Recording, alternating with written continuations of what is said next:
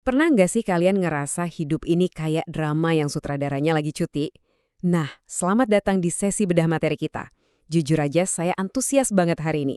Soalnya kita bakal ngebongkar sebuah narasi sejarah epik yang dipenuhi intrik istana berdarah dingin, ancaman genosida massal, dan tentu saja keberanian yang luar biasa.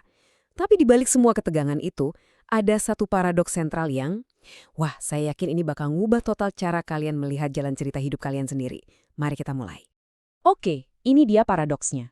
Coba bayangin ya, kalian membaca sebuah teks keagamaan kuno, panjangnya sekitar 3.200 kata. Tapi anehnya, penulisnya dengan sengaja nggak pernah sekalipun nulis kata Allah. Nol besar. Nggak ada lautan yang tiba-tiba terbelah, nggak ada tiang api dari langit, pokoknya nggak ada satupun mujizat supernatural yang dicatat di situ. Sangat mirip dengan kehidupan modern kita sehari-harian, seringkali terasa biasa aja, rasanya Tuhan diam. Tapi, justru dari ketidakhadiran yang terlihat inilah, kitab ini ngajarin kita paling banyak soal kedaulatan Tuhan yang mutlak.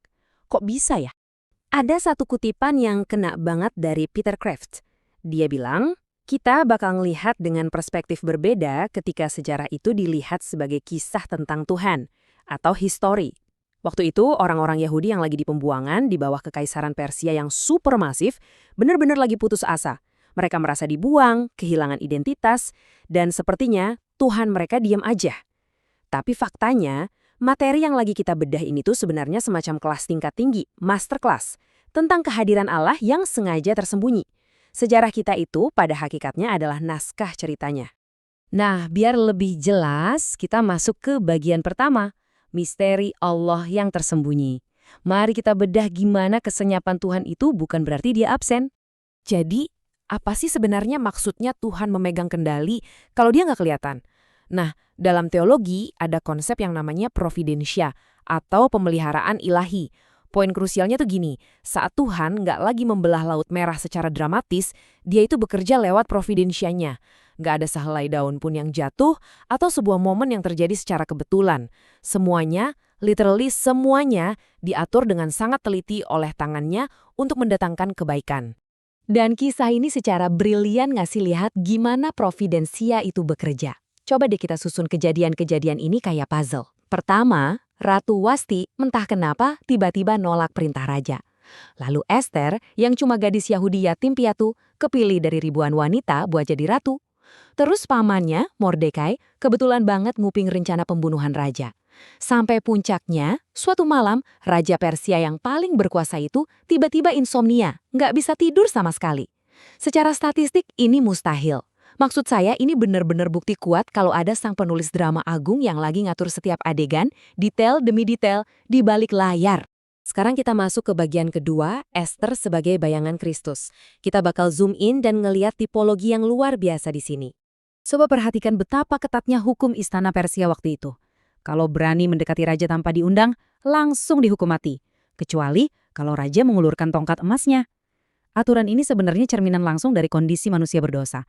Sama kayak bangsa Yahudi yang saat itu udah divonis mati oleh kekaisaran, umat manusia itu nggak bisa sembarangan mendekati tahta Allah yang suci tanpa dihancurkan oleh kekudusannya.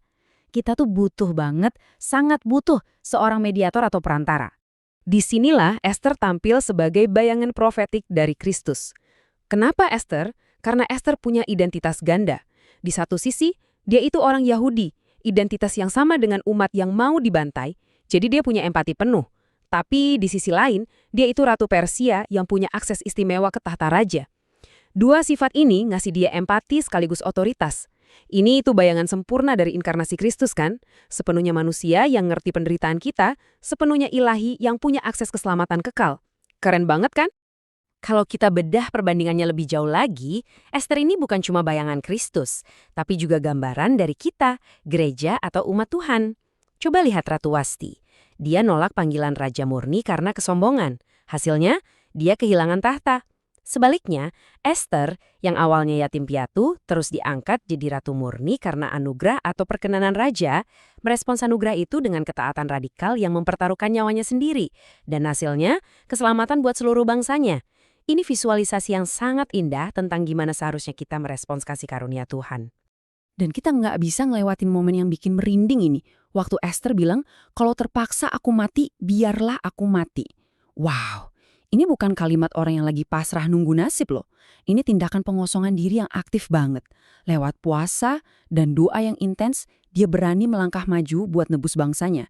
Keberanian ini persis menggemakan ketaatan Kristus nantinya, yang rela menyerahkan nyawanya sendiri di kayu salib. Dia nggak nunggu diselamatkan, dia yang menjadi penyelamat. Lanjut ke bagian ketiga, salib dan pembalikan nasib. Di sastra ini disebut peripeteia, pembalikan keadaan yang super drastis. Coba deh bayangin perputaran nasib yang dramatis ini. Di satu momen, kita ngelihat Mordekai lagi terpuruk, nangis pakai kain kabung dan abu, meratapi vonis mati massal kaumnya. Tapi tiba-tiba, di momen berikutnya, dia malah dipakaikan jubah kebesaran kerajaan Persia berwarna biru dan emas. Ini gila sih. Ini momen di mana calon korban justru memakai atribut sang pemenang, dan kejadiannya tepat di dalam istana musuh yang merencanakan kematiannya. Dan pembalikan nasib historis yang dialami Mordekai ini benar-benar jadi cetak biru buat narasi Injil. Teman-teman, kematian di kayu salib itu kelihatannya kayak kehinaan total kan? Kayak akhir dari segalanya. Tapi sebaliknya, tepat saat musuh mengira mereka menang mutlak, di detik itulah terjadi penobatan dan kebangkitan Kristus yang penuh kemenangan. Salib itu simbol pembalikan nasib terhebat sepanjang sejarah. Dari duka yang terdalam jadi kemuliaan kekal buat semua orang percaya. Jadi, kenapa sih pembalikan nasib ini harus banget terjadi? Kenapa genosida dari si Haman ini nggak boleh kejadian? Ini tuh bukan sekedar menyelamatkan satu generasi orang Yahudi aja. Ini lebih masif dari itu. Ini tentang Tuhan yang lagi menjaga janjinya. Tuhan sedang memastikan garis keturunan mesianik tetap aman.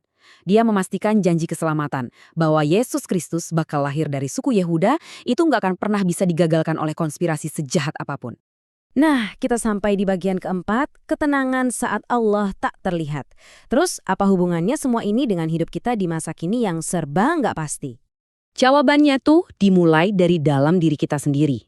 Sama persis kayak Esther yang harus bertahan di tengah kerajaan yang nggak kenal Tuhan sama sekali, kita juga dipanggil buat punya wibawa rohani dari dalam. Kesalehan sejati itu nggak butuh tepuk tangan dunia. Seperti yang dikatakan Pes Philip Mantova, ketika Anda masuk ke sebuah ruangan yang penuh masalah, biarkan damai dan iman Anda begitu nyata, sampai-sampai orang di sana bilang, mereka akan merasakan Tuhanku lewat aku. Berdasarkan cara kerja providensia Tuhan yang udah kita bahas tadi, ada 5 langkah konkret nih buat kita nerapin ini. Pertama, yuk berhenti ngeluh, percaya aja kalau Tuhan masih pegang kendali. Kedua, pastiin kita terus nyerap dan diperbarui oleh firman-Nya. Ketiga, tetap lakuin hal yang benar, bahkan kalau nggak ada satupun yang ngeliat atau ngasih tepuk tangan. Keempat, berani lepasin zona nyaman kita demi tujuan Tuhan yang lebih besar. Dan yang kelima, di posisi manapun kalian berada sekarang, pakai posisi itu sebagai alat buat jadi berkat buat orang lain.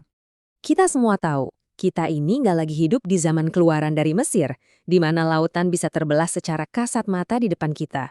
Di era kita sekarang, hidup rasanya kayak skenario film yang nggak ada naskahnya kan? Tapi, tahu nggak, disitulah keindahannya. Allah tuh benar-benar naruh kepercayaan penuh ke kita dengan ngasih peran-peran spesifik di dunia yang serba acak ini. Kita nggak disuruh duduk diam, kita justru diharapkan untuk berani ambil peran kita, bertindak secara aktif dengan penuh keberanian. Sama seperti Esther di dalam istana raja. Sebagai penutup bedah materi kita, saya mau ninggalin satu pertanyaan yang benar-benar bikin saya mikir. Selalu ingat sang penulis drama tak kasat mata kita.